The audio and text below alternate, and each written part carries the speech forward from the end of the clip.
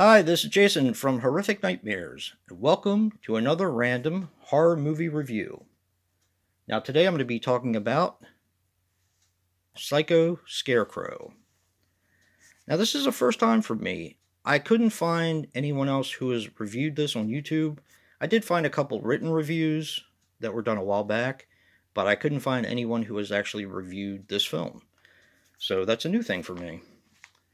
Psycho Scarecrow is a 1996 film which runs approximately 81 minutes and is directed by Steve Gawler. Now, I couldn't really find anything on him. This stars Douglas Kidd as Eric Cutter. He was in Gunshot, She Never Died, which is actually the sequel to He Never Died, and Tell the World. Tracy Rankin as Sheila Murphy. She was in Vicious Fun and a bunch of shorts. And Mike Upmalas as Floyd Carter. And he was in Recommendation for Mercy. That was the only thing I could find on him. Now, this is a Canadian film, and it kind of breaks down like this. In the beginning of the film, you have a woman who was thrown out of a high-rise apartment and falls to her death. The police go in to investigate, and they find a tape with the reason this happened leading up to her apparent suicide, which it wasn't a suicide, it was a murder.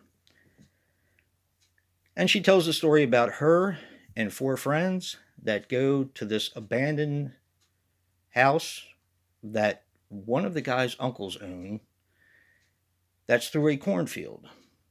The car breaks down, they have to walk through a cornfield. They do find the house, which I thought was actually pretty cool because usually they don't find the house, they get lost in the cornfield and so on and so forth. But they actually do find the house, and they go and they start to do a campfire and they start drinking and partying. And one guy, actually the main guy, takes his girlfriend and tries to get some action away from the group.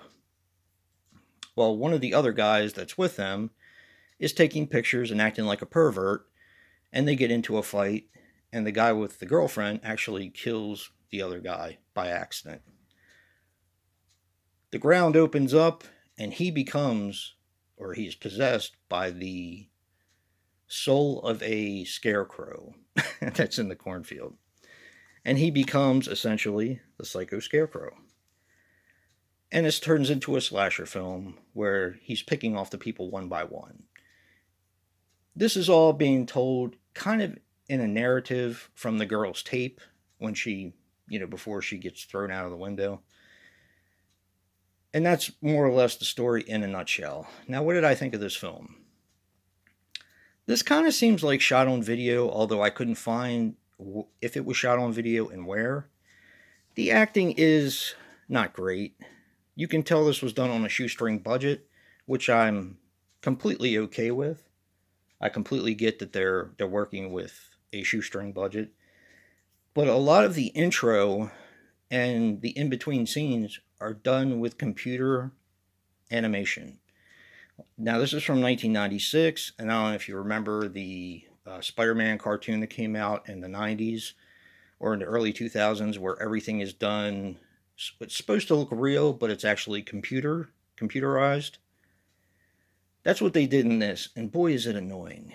Right down to the sky and the moon, and half of the time the actors are up against a green screen, which I am not a big fan of.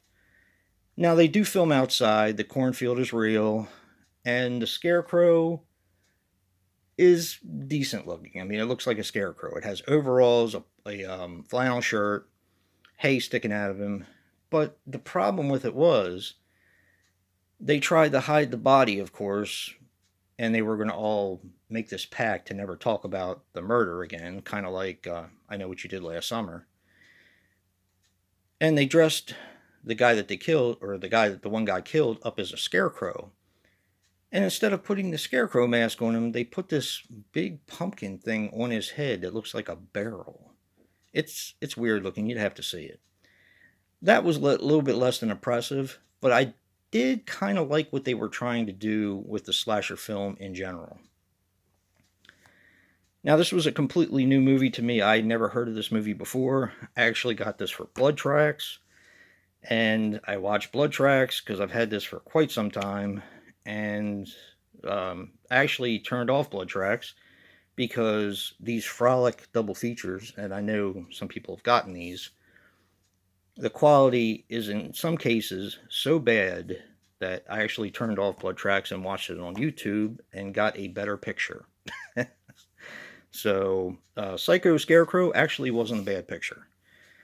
But yeah, beware with these Frolic double features. I know they give you movies that you can't normally get elsewhere. And I believe Joe the Horror Man did Blood Tracks for Slashback Saturday. And Jack also did a review for Blood Tracks as well. So I'd really wanted to see this film. And I did get to see it, but like I said, the picture is just awful. Absolutely awful. I don't know where they got their transfer from, but the fact that, like I said, you can watch it on free for YouTube from YouTube, and it's a 10 times better picture. That's pretty bad. So, but yeah. Uh, Psycho Scarecrow is nothing to really write home about. It's a slasher film, and I'm glad to have it in the collection, but all in all, not a great film.